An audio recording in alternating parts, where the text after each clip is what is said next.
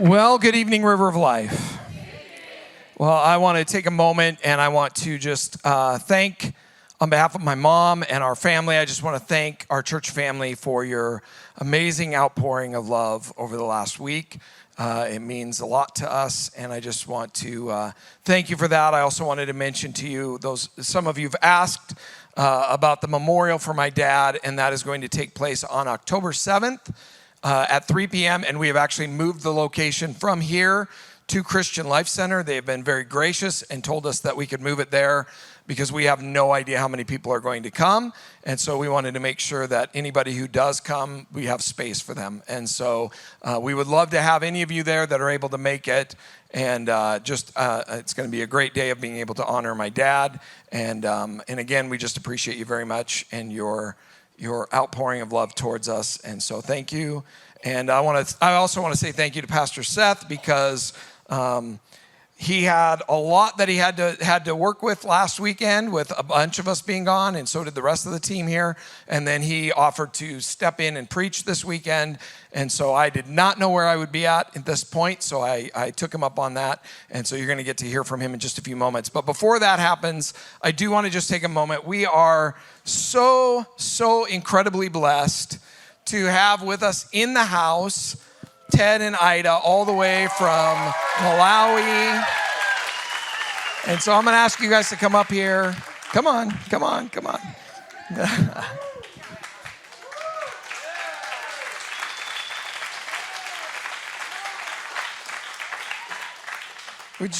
These guys, okay, here's the deal. I've gotten to talk to them since we've known each other. All of our meetings have been over Zoom, right?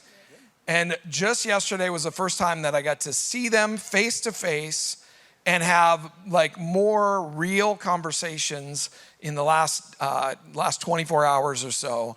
And it has been such a blessing to me to get to know them and to hear their story and to have a better understanding of who they are and where they come from. And I just want you to know right now, I was blessed before I got to like hang out with them a little bit, but the more time I spend with them, I was sitting with Bob this afternoon, and I just said, I just am overwhelmed with how incredible it is that God has brought this partnership together. And I mean, they are just doing amazing things, and their heart is for the people. And they just, everything that they do, it just screams love and just chasing after the heart of God. And so I asked them if they'd come up here for just a few moments and share a little bit with you. And you can also say hi to your church family because they will be watching. So Hunter, I want you to switch to that camera right there. Perfect. Good job. And I want you to start by saying hi to your church first. Wow. Okay? Just look right that way. There you go. Perfect. Thank you. First of all, thank everybody. I think first we need to thank God that He has actually brought us to be present right here at River of Life. Thank all the leadership through the pastor and his family. We are aware of the loss that they experienced. We're mourning together. But more importantly, coming in person means a lot to us. And hello, Malawi.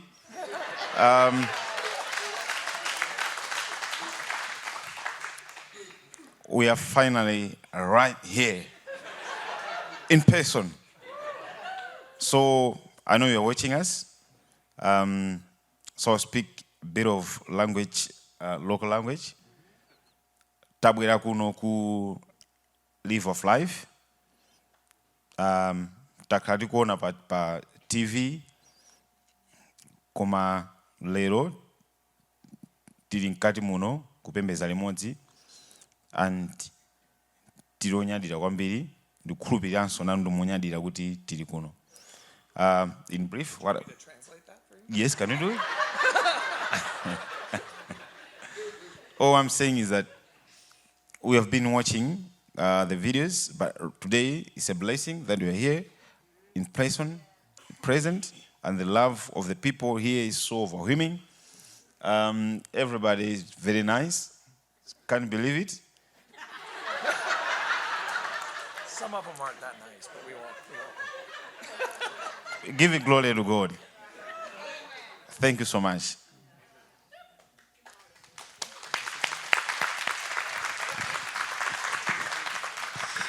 Yes, I would love to greet our people in Malawi as well because this is a great privilege. So just give me a few seconds just to greet them. I know they would love to hear this. Muli bwanji Malawi! Ifatili bwino from our family in USA. We miss you, takusowani. Yeah, so I just want to add, actually I'm not a good public speaker, but I just want to thank you, Pastor Jason and our mom in the Lord. I'd like to thank the leadership of this church and all the members who are here and who are not here. Honestly, I never imagined that a time like this will come this year for us to be in this church with you. We appreciate every support that comes from this church to our Malawi church. When we started Malawi church, we never thought or we never believed that God could lift us to be where we are today. Because honestly, we expected the church maybe to be a small church, but then God surprised us. Like every week, we have a gathering of over 270 people. So it's something that is big. Not only that, we know that most people in the community want to join us because we are so much blessed with the message that we hear from here. So the challenge now is that because of space, not everyone can be inside, and others are like, I cannot go and sit outside. But we know that as time goes and maybe we have somewhere to meet, many people will be coming. And next time that we are here, we'll be telling you another number which is big like than this. So we just thank God for this, and we just thank God for trusting us. We just thank God for this partnership. We know that many lives are being transformed. People are being blessed. We have seen people that never believed in Jesus Christ. Now they have surrendered their life to Jesus Christ. Yes, and they are able to worship. I've seen, people so being well worshiping, which has never happened in our community before. So I just want to thank you, our pastor, for all the messages that, we are able to watch and follow from Malawi. Actually, we are 8 hours in time difference. We are behind you. But we meet every Wednesday for the church service where we play all the videos, and my husband Teddy is able to translate. So we are so grateful to be here, and I hope to see you in Malawi someday. Thank you. I'm going to have you pray, but let me just say something first. So these guys their heart is so amazing. And like I said just a moment ago, they run a foundation in Malawi, and then God called them to do the church thing. So Ted has actually just got his master's, and now he is continuing in his education towards his pastoral. And so we are just, and with that, we are just so blessed because they are super hard workers, and they sacrifice continually to make this happen. So this is not their job. They have full-time other jobs that they do with their foundation, but they give of their time because they believe so strongly in seeing their village and the villages near them transformed for Jesus. And so, it's humbling for me to stand with these two, because their heart is such one of being a servant. And so we're just so blessed that they're part of our church family. And so I have asked Ted if he would pray over our church. This is a couple of amazing faith, and just hearing the stories that they're sharing of what God is doing in Malawi, I just thought it would be super appropriate to have them pray over us. Before I actually pray, one thing that I like most, I think, from the church, Live of Life, is that You know, we're working in the time where a lot of people are in the church, but there's no spirituality in them. You know what I mean? So I like this church because you are able to minister the raw gospel from the Bible. Undiluted kind of gospel, because that's what I like. I know churches in America where some cultures that are outside the Bible, that God actually hates, but they actually accommodated. But in here, you stand for the truth of the gospel. And that is what made us to stand strong with you guys.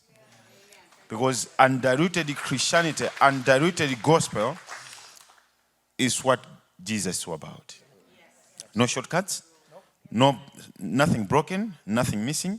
What the Bible says, let's take it, let's teach the people. And we know as Christians that there'll be a time for rapture.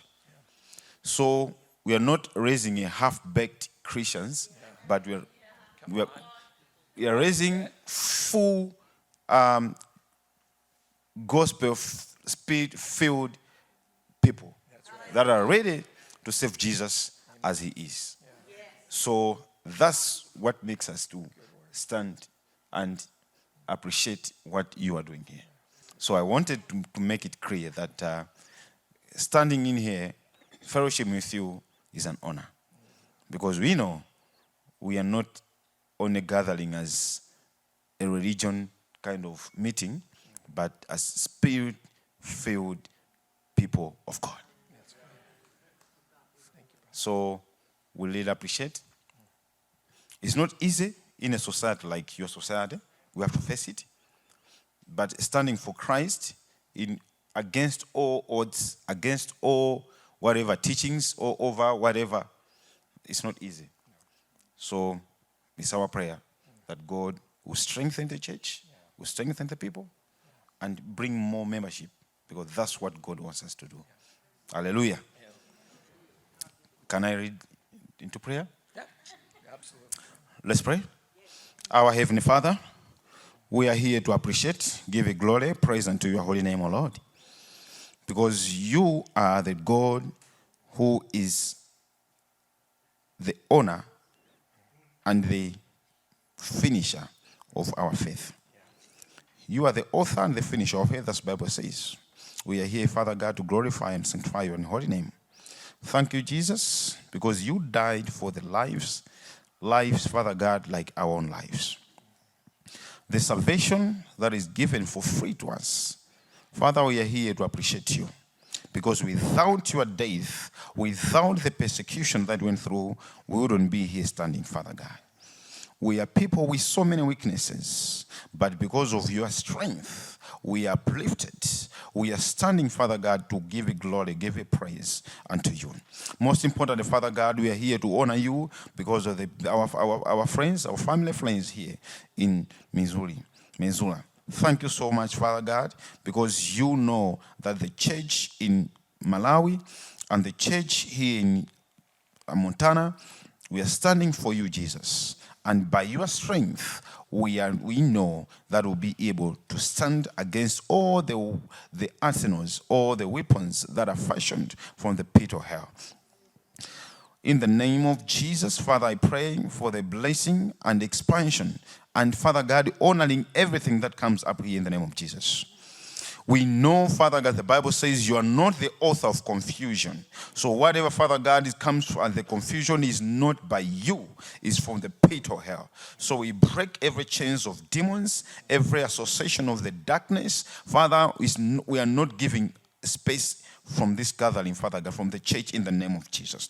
Whatever, Father God, is of the devil, Father, you've said you have given us a power over every, Father God, serpent, and over every scorpion, and over every other power of the devil. And nothing by any means shall hurt us. Father, as your word says, we pray, let every assignment that is not of you, every, Father God, arrangement that is from the devil, we come against it by power of the blood of Jesus.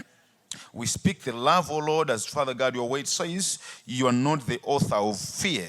But Father God, what you've said is that, Father God, from you we get the love, the power, and sound mind. So shall it be in the name of Jesus. We speak the love, let the love flow all over the church. Let the families, Father God, get united.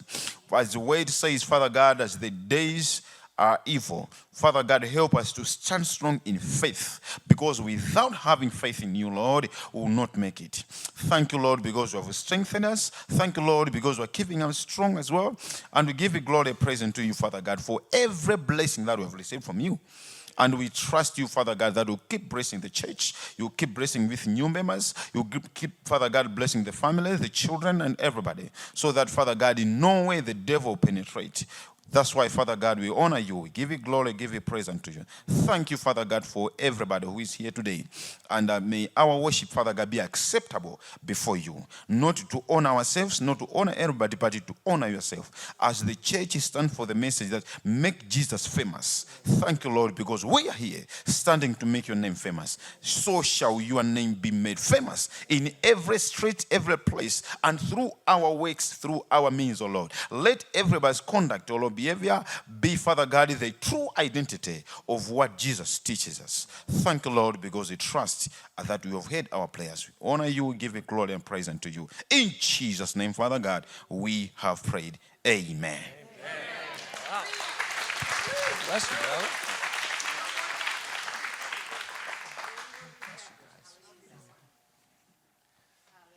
Would you give them a round of applause? You guys can go and sit down. So one of the things in having conversation with them that I'm realizing is that they are continually in a place where they are sacrificing. And even as they do church on Wednesdays, one of the things that they do is they feed whoever comes to church. And so they are doing that on just a small amount. And so we're going to look at that because the church is going to step up and we're going to help with that. But in their personal life, and they have not complained, they haven't said anything to me, but I just know that just from what I know of them, that they've made some big sacrifices in order to do what they're doing. And so I just really felt like this afternoon that we need to, when I was praying this afternoon, I really felt like we need to, over this weekend, take an offering, specifically not for the church in Malawi, but for Ted and Ida. And so I really want us to bless them this weekend. And so I'm going to ask that the ushers come forward. And if you normally give on the app, there's actually a drop down on the app that you can give. It says Ted and Ida, I believe, on there, or Malawi. But you can give there, or you can do it all the ways that you normally would give. You can do that as well. But I just want to pray a blessing over them and over this offering. And I just would like to send them home. When you're in the ministry, there's a lot of things that maybe will come up, and you got to get up and put on a happy face and all the things, but inside their life, there may be some struggles that they're having. And I know that last year we were able to do something for them that was just a special little gift that we had sent them. And they shared with me just yesterday that came at the exact right time, that it met a need that they didn't know how they were going to be able to meet it. And that's what my prayer is right now, is that as we do this, we're going to meet a need that maybe they haven't even shared with us yet. And so will you just join me as we pray over them right now? God, we are so grateful for this amazing couple. Father, we're blessed that you've allowed them to be a part of our church family. And we're grateful, Father, for what you're doing through them. Lord, you are so good, and your plans for Melange are bigger than our plans. And so, Father, we just pray, God, that as they continue to say yes to your will, that you'll continue to pour out and pour out and pour out. And God, right now, you know that even as a church family, we've been trying to figure out land and a building and all the things that need to go with that. And so, Father, I just pray, God, that you will supernaturally step in, and that, God, you will provide what they need, and that, God, we will be able to come alongside them and get them to a place where people don't have to stand in the hallways anymore or have to leave because they have to stand outside, but that, God, will be able to provide them with the facility so that they can continue to impact people for your kingdom. We just praise you, God. And I pray over their home, their children. God, I just pray that this would be a year of profound blessing for them. That, God, they would experience you real in their lives in a new way, God. And we just praise you for that. And we just pray your protection over them. We pray, God, that you would just, their health would be wonderful. They'd have no problems. That, God, you'd protect their family, protect their home, protect their foundation and all the things, God. And we just pray, God, that we would be able to look back a year from now and just see your hand at work inside of their lives. And we praise you for that in Jesus' name. Amen.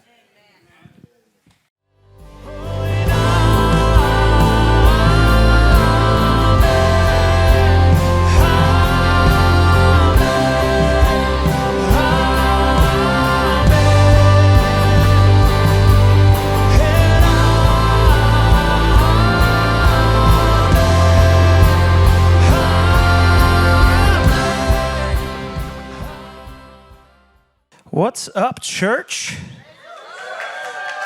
Hey, man. Just want to thank you for coming out to church today. Honestly, Ted, you had me ready to come up for an altar call. I don't know that I'm prepared to preach now. And Jason Lindsay, I want to thank you for inviting everyone to challenge the preaching when I'm preaching. So thanks, buddy. Appreciate that. Hey, we're going to jump right into it. So I don't know if you know this, but and just by looking at me, how hip and cool I am. But I'm actually a gigantic nerd. Just like, maybe it's on the outside a little bit. I don't know if it's a nerd or a geek. I'm not too sure what the difference between those two are. Whatever the one that isn't smart but likes comic books, that's what I am. I have always loved superheroes. I loved comic books, whether it was Superman, Batman, Spider-Man, X-Men. I loved it all. I was just taken with the stories. It always amazed me. To show you kind of how much of a loser I was, I had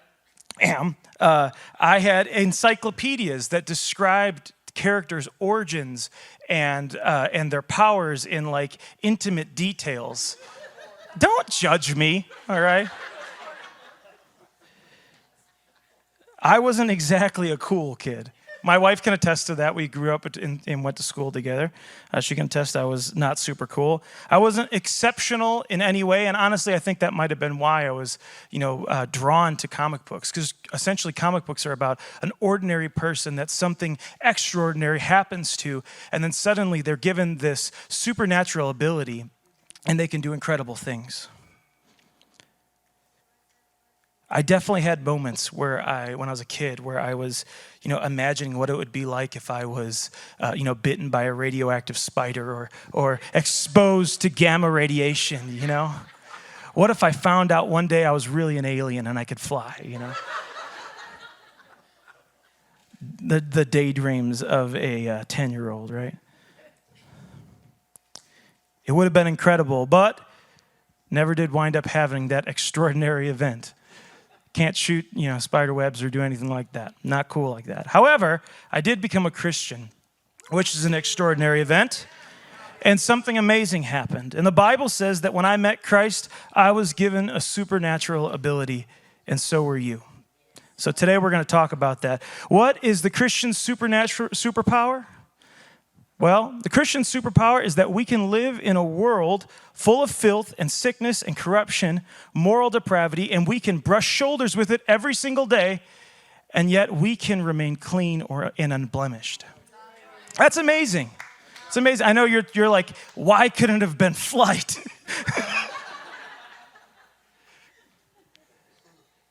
Our superpower, the supernatural ability that we have is amazing. And it is supernatural because when you think about it, nature says that when you take something that's clean and you brush it against something that's dirty, there's never a moment in nature where the thing that's clean remains clean.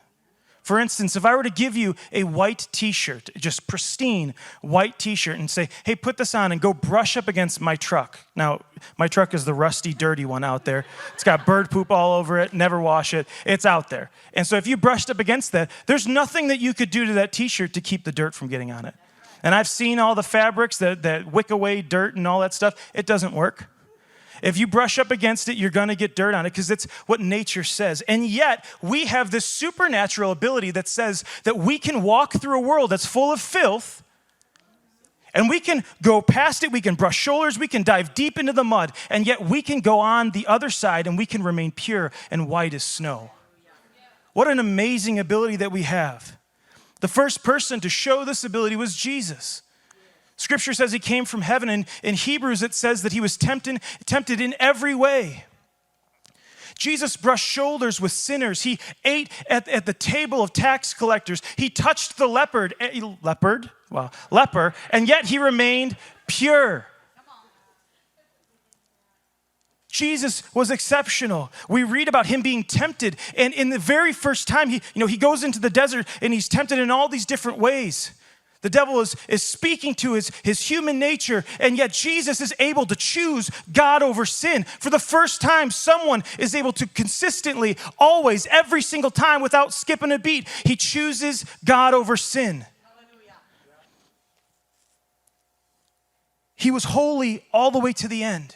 He was perfect all the way to the end, all the way until he went on the cross. And Scripture says that he who was without sin became sin so that we could have life and have it abundantly.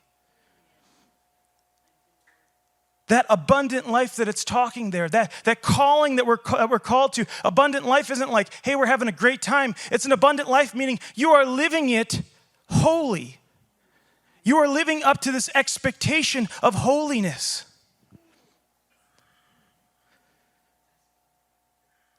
The Bible says that we can be holy just like Jesus says it. And in fact, it doesn't just say we can be, it says we should be.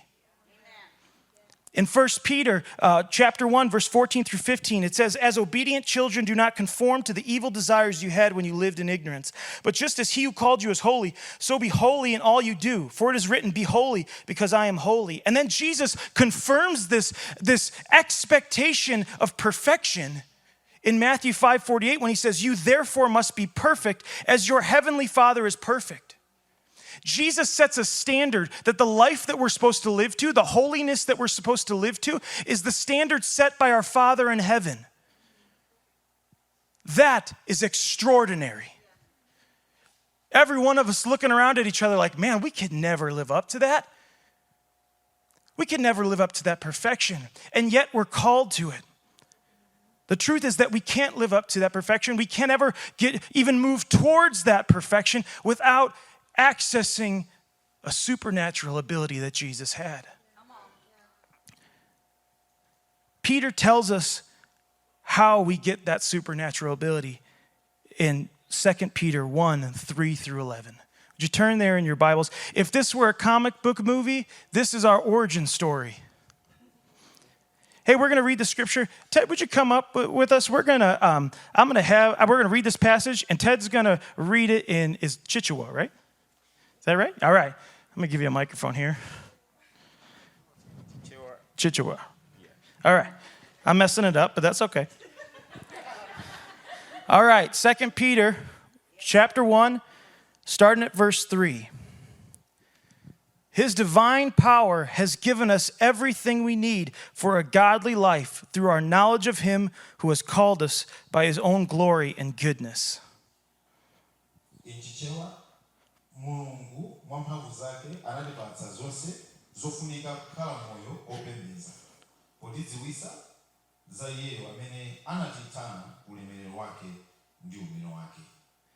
Through these, he has given us very great and precious promises, so that through them you may participate in the divine nature, having escaped the corruption in the world caused by evil desires.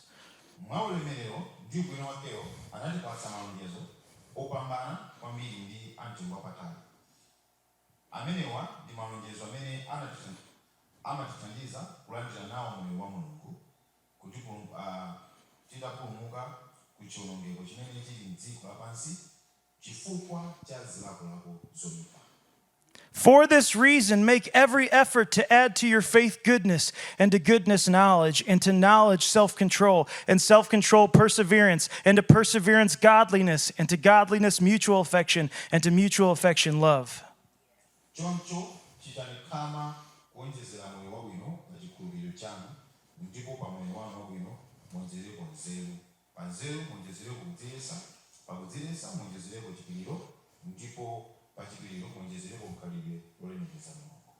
For if you possess these qualities in increasing measure, they will keep you from being ineffective and unproductive in your knowledge of our Lord Jesus Christ.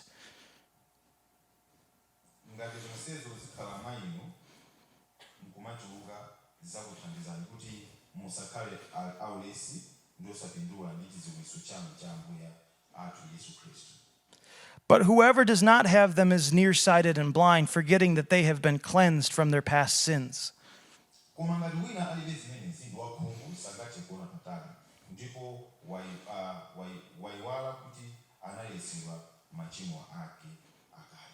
Therefore, my brothers and sisters, make every effort to confirm your calling and election.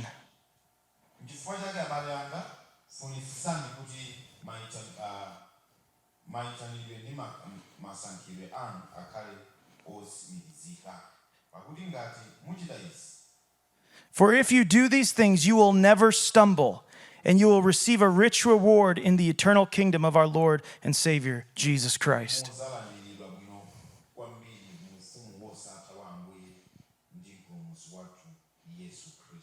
Amen, amen. Thank you, brother. Thank you. God is good, man. So Peter jumps right off the bat and he says this amazing thing. He says, his divine power has given us everything we need for a godly life through our knowledge of him who has called us by his own glory and goodness. Right off the bat, I want to note one thing. It said the phrase has given that it says here is what's called a perfect participle, which is just a language term that means that it's indicating the action has been completed. We're called to this high standard of holiness, as holy as the Heavenly Father is, as perfect as he is. We're called to that standard. And in that, we sometimes will ask ourselves, well, there's no way I could live up to that, so I got to be waiting for some kind of revelation or some kind of tool or some kind of instruction. But Peter is saying here, we've already been given everything that we need in order to live up to that standard. And we've been given it in our knowledge of him. And this is the amazing thing about the scripture. It says that because of our knowledge of him, in our knowledge, it makes it so that we can participate in his divine nature.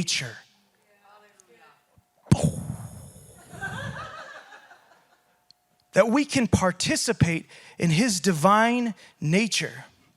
See, Jesus was able to resist the devil because he wasn't held back by his earthly nature. He wasn't bound to sin by his earthly nature, but he had another nature. Scripture tells us that he was fully man, and so that earthly nature was there. But he was also fully God, and so he had a divine nature.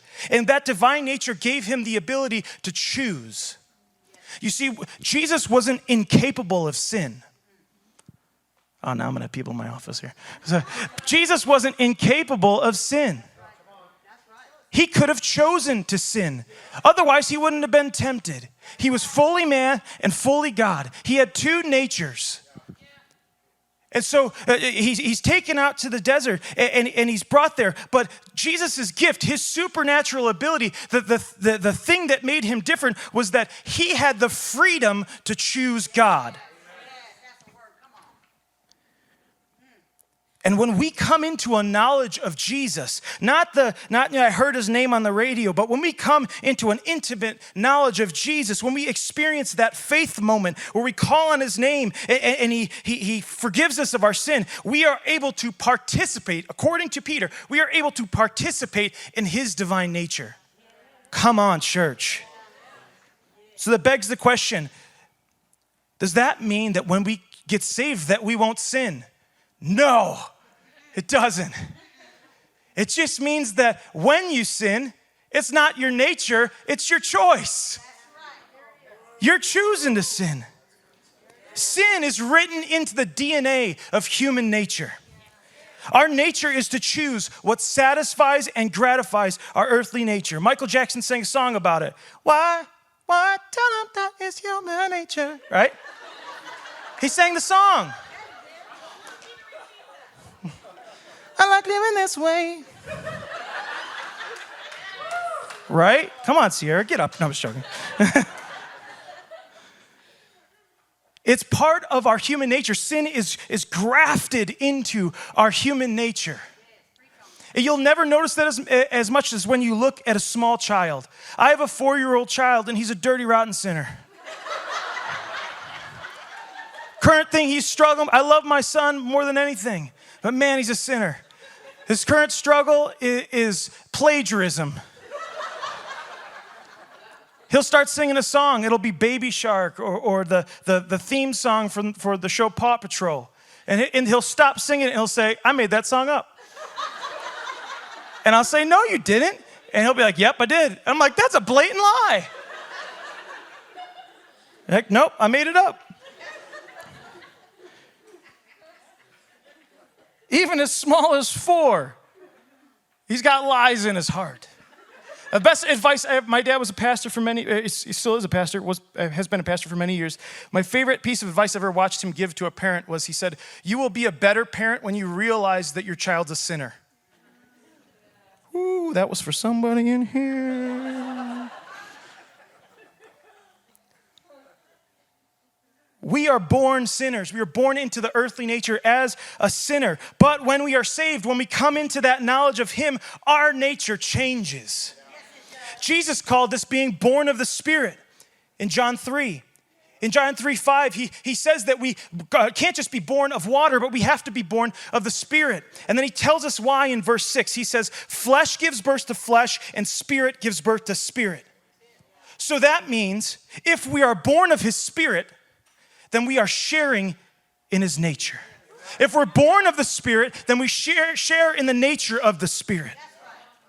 And yet, so many of us born-again believers still fall victim to temptations. We still choose sin over God. Why is that? Well, quite frankly, holiness is hard for us. Jesus was fully God and fully man. Jesus had divine nature. And He laid that example of, you can say no to sin. But we aren't fully divine. I hate to break it to you, you're not a God. But we only get to participate in His nature. So we still have that human nature. We still have that fleshly nature hanging around. And our spirit and our flesh are in this constant fight for control over our life. And what they're fighting for is the right to choose. Paul says, for the flesh desires what is contrary to the spirit, and the spirit what is contrary to the flesh. They are in conflict with each other so that you are not to do whatever you want. Galatians 5:17. We have a constant battle. There's constantly a war waged inside of us, fighting for our right to choose God or sin.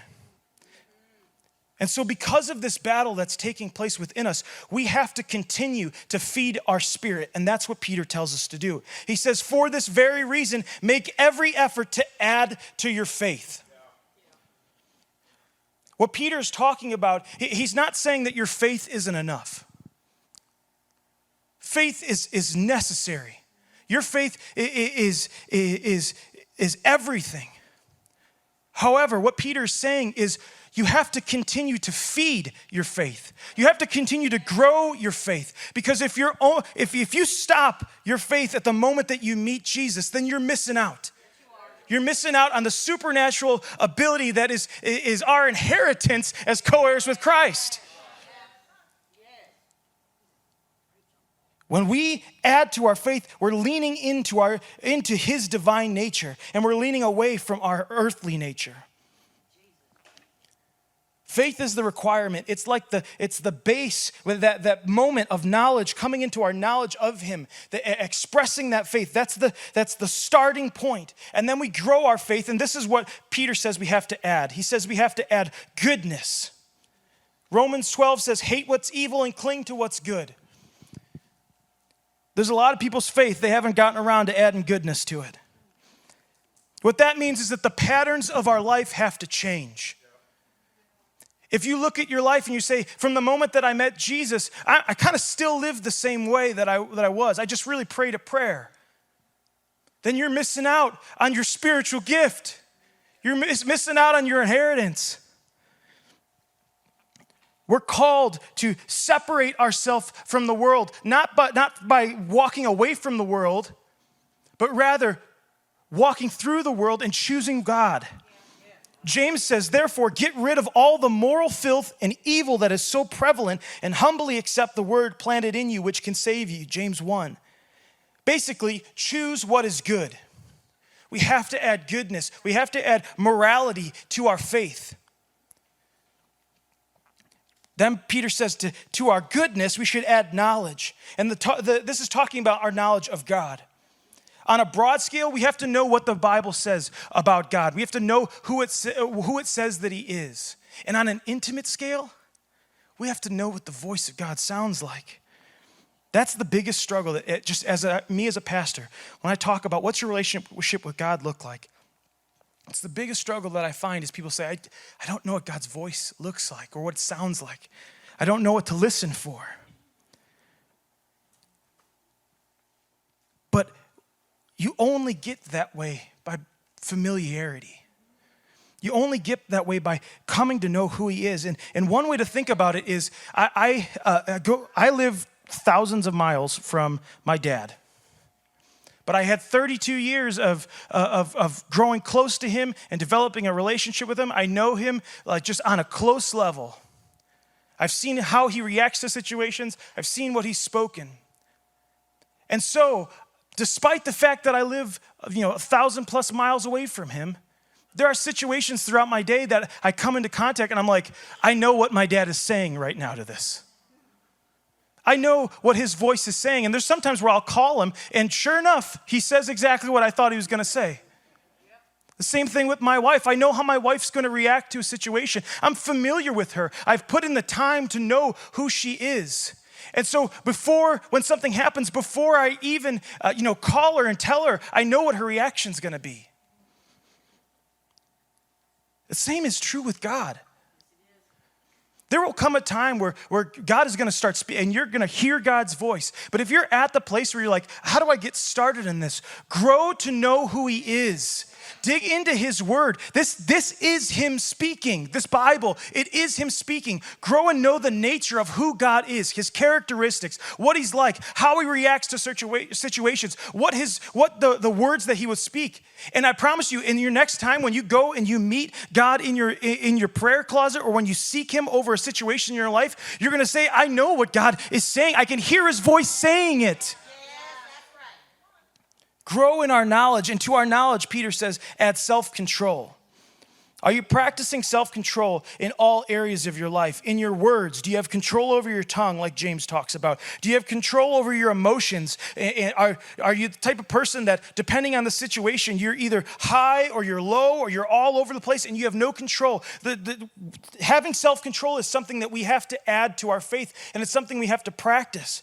Do you have self-control over your emotions, over your thoughts? Can you determine when something's a lie and when something's true? Do you have control over your behaviors?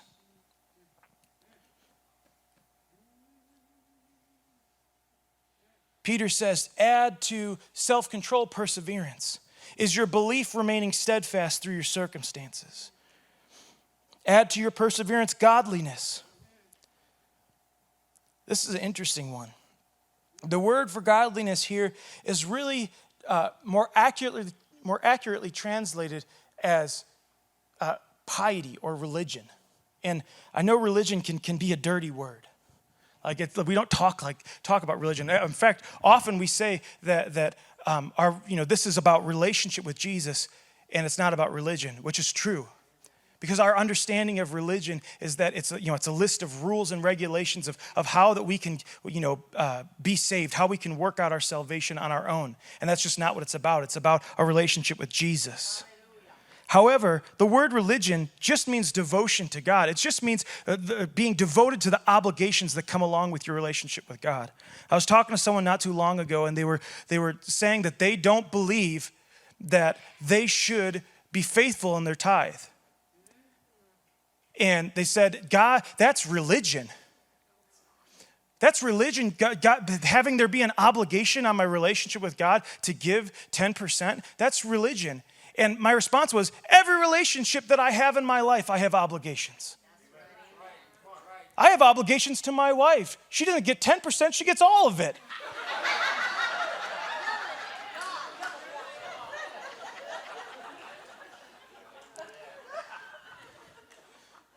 I have obligations to my family. I have to love them. I have to support them. I have to protect them. Those are obligations of a relationship. Church, can I tell you, relationship doesn't excuse you from discipline. Oh man, I'm going to say that again. Relationship doesn't excuse you from discipline. Relationships come with obligations. If you want a relationship to be good, you have to be intentional. You have to set aside time. This is really talking about spiritual discipline. It's really talking about making the time that says, hey, you know what? I'm busy, but I have set aside this time for God. I've set aside this time to dig into my word. Hey, Sarah Vandermillen's calling me right now. Should I answer it? Hey, Sarah, I'm preaching right now.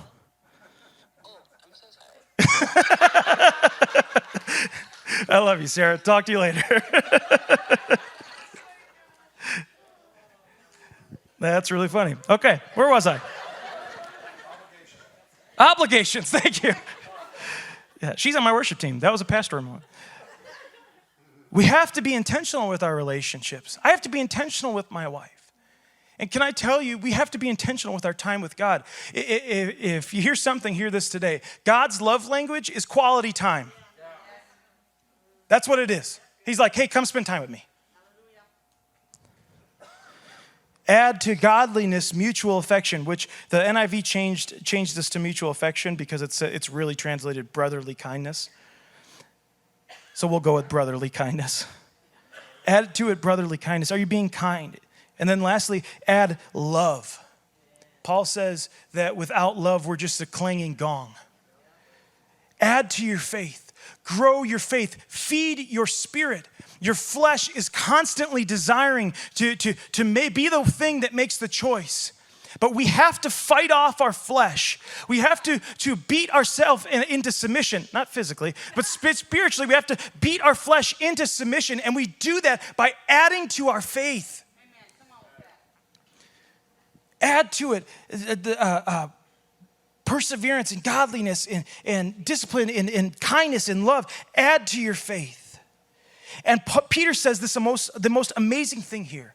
He says that if you do this, you have to do it in increasing measure. That means it's not just a one-time thing. You don't just change, you don't just, have a season of your life where you work on being good. And now I'm going to work on being kind and I don't have to do good and moral things. It's a constant growth. Do it in increasing measure. God, may our church be a church of people that add to their faith in increasing measure. And he says, if we possess these qualities in increasing measure, if our growth never stops, then we will have productive faith. Our knowledge of him will be productive.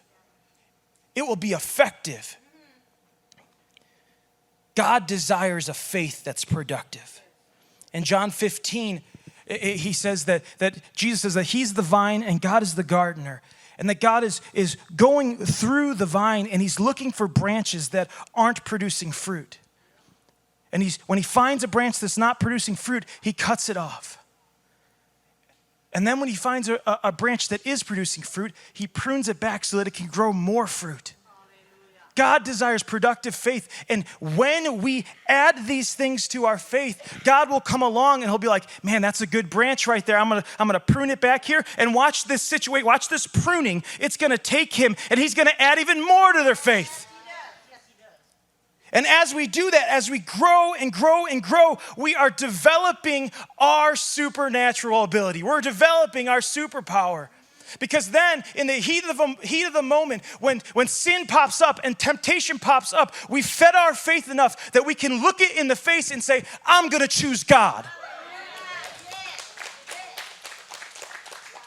Peter says, if our faith is productive, we will not stumble. Church, can I tell you, we live in a world that is designed to make us stumble. There are stumbling blocks all over the place. It's full of filth, moral filth. It's full of depravity. And it's pressing in closer and closer and closer on us. If there was ever a time that we needed to take a scripture like this seriously, it's now. If there was ever a time that we need to say, you know what, I need to access the gift that God has given me. I need to participate in his nature so I can put to death my nature. It's now.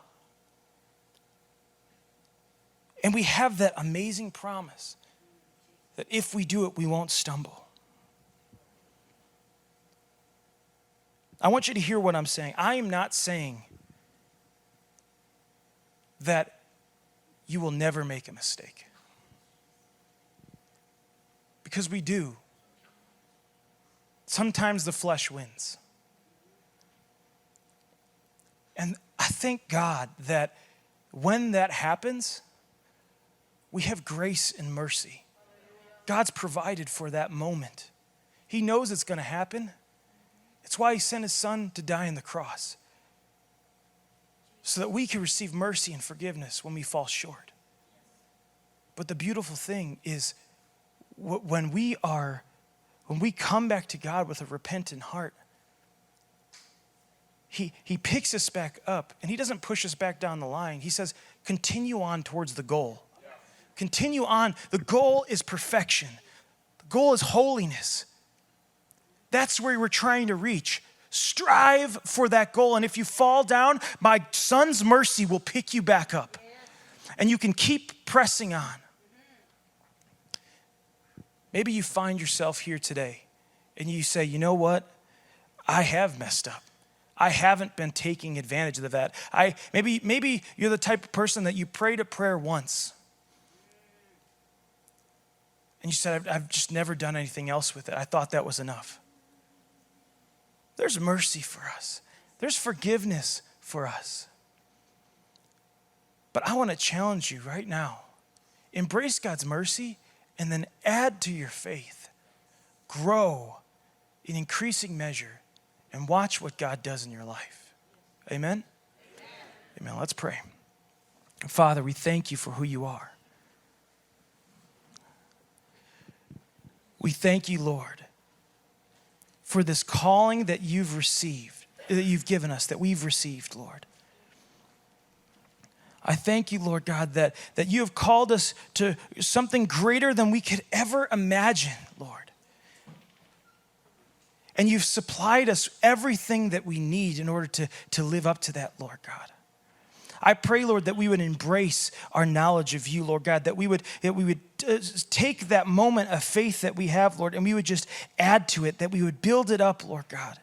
And watch as you prune us back and as you grow our faith, Lord, and as you produce good fruit from our life, good fruit from our obedience, God.